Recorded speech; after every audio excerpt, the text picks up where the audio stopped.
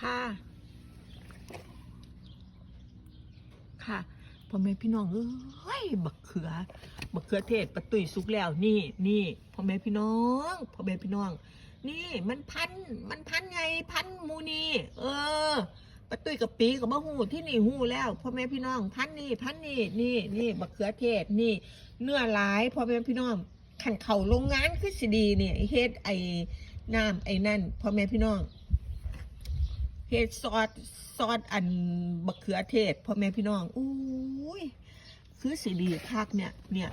เฮ็ดซอสบักเขือเทศได้เนื้อหลายนี่ก็กำลังสีแดงกำลังสีนั่นอันนี้ก็บักเขือ